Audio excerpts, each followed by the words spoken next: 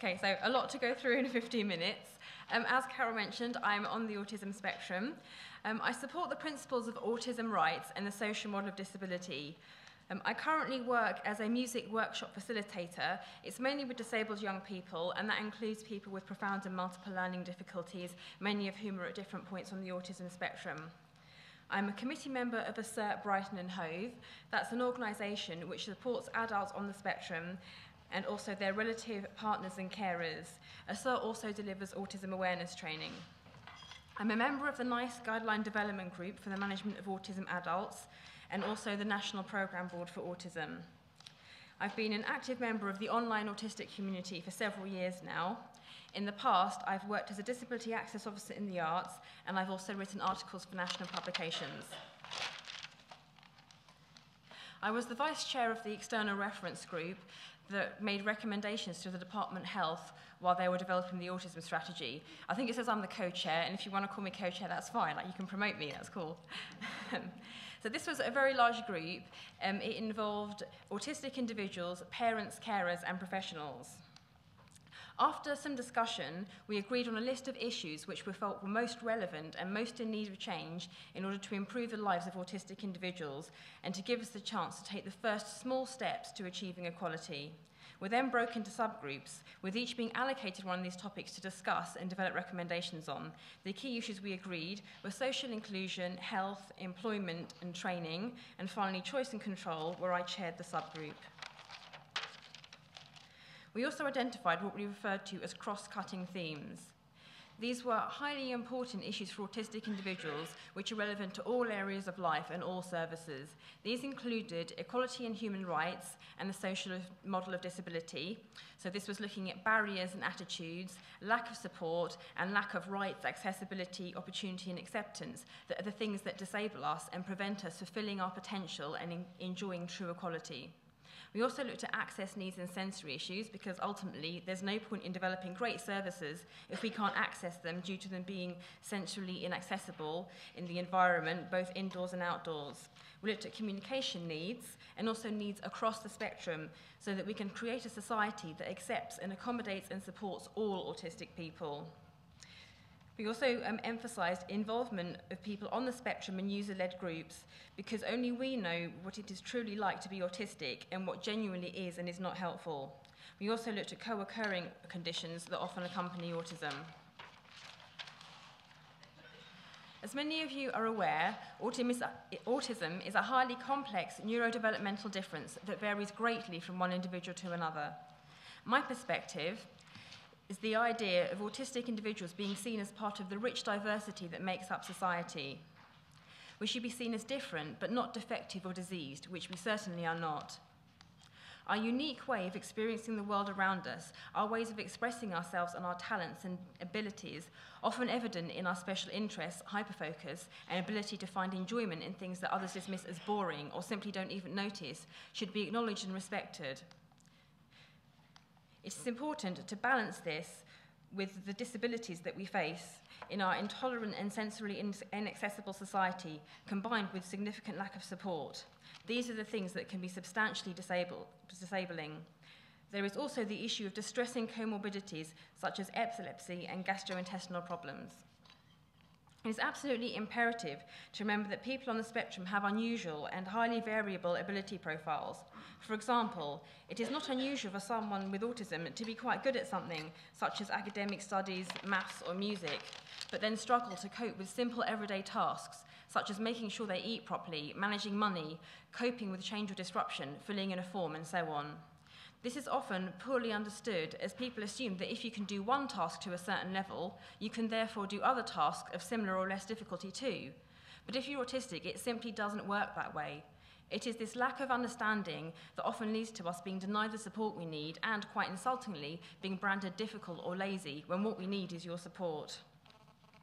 It is also important to know that in times of stress, our difficulties can worsen, and in some people this can lead to them losing some of their abilities and life skills. Any support, therefore, must be flexible to allow for this. Now, obviously, I can't cover the topic of understanding autism in such a short time, so I will focus on what I feel are important things to remember when implementing the strategy and developing any services. Autistic people communicate and interact differently. We find it hard to understand nonverbal communication, such as tone of voice, body language, facial expression, and gesture. Non-specific questions, too much choice, sayings, and abstract concepts are also difficult. Some of us have great difficulty with regulating various aspects of our speech, and we may also use body language or eye contact that to you may seem unusual, or we might not use any at all. Sometimes our intentions are misunderstood, or we misunderstand the intentions of others, which can lead to us inadvertently getting into difficulty or being taken advantage of. Some of us become involuntarily mute when under stress. Some autistic people are not able to speak at all. Others may choose not to, as they find it so incredibly difficult and frustrating. Instead, some people may use alternative communication devices or sign language. Many of us also need more time to process the onslaught of input and information that society hurls at us. So, what will help with this, and what things need to be implemented? Firstly, don't rely on nonverbal communication when interacting with us, and also try to limit this when speaking to us, as it can be quite overwhelming if someone is contorting their face and waving their arms around when you're just struggling to decipher their speech. Be specific and literal.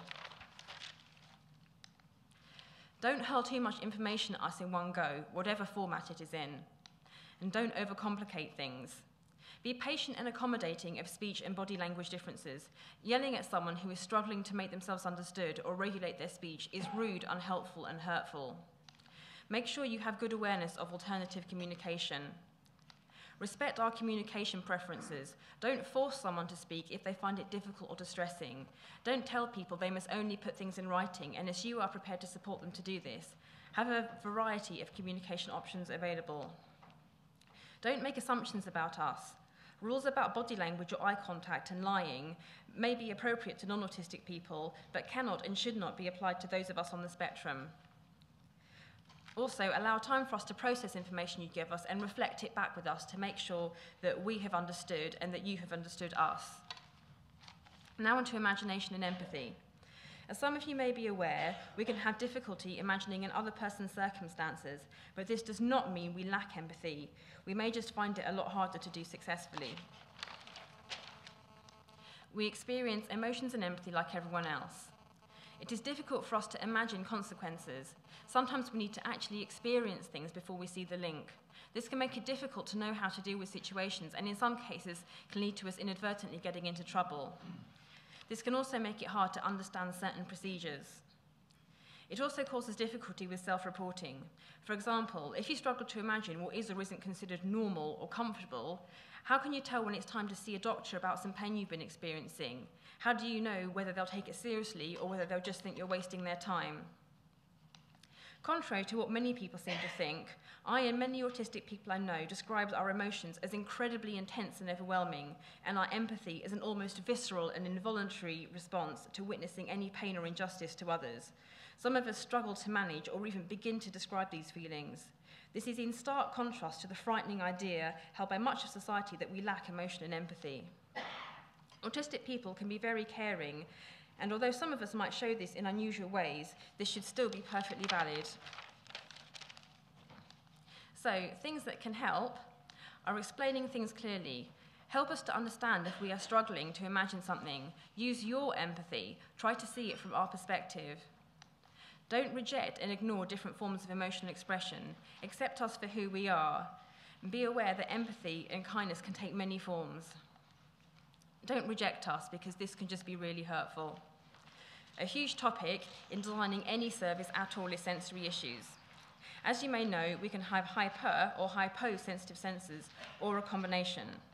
Everyday sounds, sights, smells, and touch and textures can cause terrible pain and distress and lead to seizures, collapse, or challenging behaviour. Many of us are simply not able to filter out or ignore sensory input.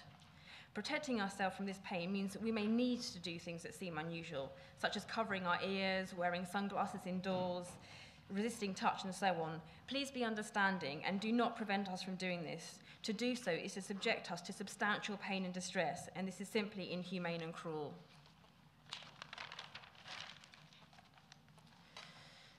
There are also those who have hyposensitivity. Those who have this may be drawn to sensory stimuli. This can also mean that people have a high pain threshold, so someone on the spectrum may not realise how ill or injured they are. It's important, therefore, to be vigilant, and of course to bear in mind that you can have a combination of both under and oversensitivities. So again, we need to look at what will help and what's important when implementing the strategy. Firstly, always bear sensory issues in mind. Remember how painful our overwhelming and sensorily cluttered world can be. Create sensorily appropriate environments. They should be quiet, have adjustable lighting, have neutral decor with no bright colours or busy patterns. It is also helpful to consider this when picking what you wear or designing a uniform. Consider alarms which vibrate or flash instead of producing an excruciating noise. Give advance warning of any sensory input. Say when you're going to turn lights on or off, or if there will be a loud noise. Before touching someone, tell them what you're going to do first and why. Allow breaks if someone is struggling, and provide a dedicated quiet space away from busy areas such as noisy waiting rooms. And also be flexible and be vigilant for those people who have undersensitive senses to pain. Sensory issues are genuinely painful and distressing. It's not a case of choice, preference, or dislike, and to suggest such a thing is insulting and shows unacceptably poor understanding of autism. Ultimately, there is no point in designing services for autistic individuals if they are sensory inaccessible, as they will be useless. Now, I want to very briefly mention co-occurring issues that can accompany autism. These can include specific learning difficulties, such as dyslexia, dyspraxia, and executive dysfunction. There is also epilepsy, gastrointestinal conditions, mental health issues, and also unusual pharmacokinetic reactions, which means we can experience unusual side effects to medications and may need unusually low or high doses. Needless to say, it is important to bear co-occurring conditions in mind when designing services and support for autistic individuals. One quick thing I'd like to mention that many of you could choose to implement right away is to produce information in different formats. For example, many autistic people experience Mears-Erlin syndrome, a visual perception disorder that is exacerbated by black text on a white background, which unfortunately is the standard format of producing information. I've included some links in case people want to go off and look at this later. So this is an example of what happens when the many people who are autistic who also have Mears-Erlin syndrome try to look at black and white. It might sound very simple, but just making the change to coloured paper can make a big difference. In addition to the much larger issues I've talked about, and those things in the strategy that will inevitably take much time to build and implement, this is also one thing that service providers can choose to change today, right now, that will make a big difference. I briefly want to talk about employment, as it's emphasised very heavily in the strategy. Firstly, we have to accept that not all people will be able to work. While some people can do so successfully with the right support, others are simply not able to work, and others may only be able to work for some of the time. We should be able to access benefits easily if we are not able to work, but frustratingly, this is getting increasingly difficult, especially as autism is not a visible disability. Employment support needs to be created that is specifically tailored to autistic individuals and designed with our input. One-size-fits-all approaches do not work.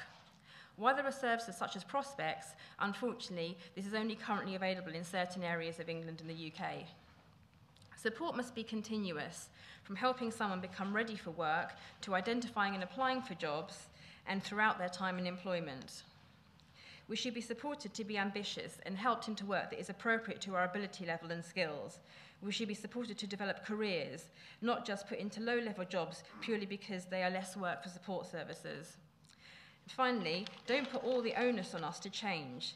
It is imperative that employers and colleagues make adjustments to their behaviour, culture and employment. Like the rest of society, employers have an obligation to accept us for who we are and to be genuinely inclusive. To close, while I know that it will take a long, long time for society to become genuinely accessible, equal and inclusive of people on the spectrum, and that it is unrealistic to expect our first ever autism strategy to do all this, I genuinely believe that it is a strong and positive first step in the right direction. It is up to all of us to work together to implement, develop and build on this strategy and not ever stop until autistic people can say they have true equality, true rights and the same chances to fulfil their potential as everyone else. Thank you.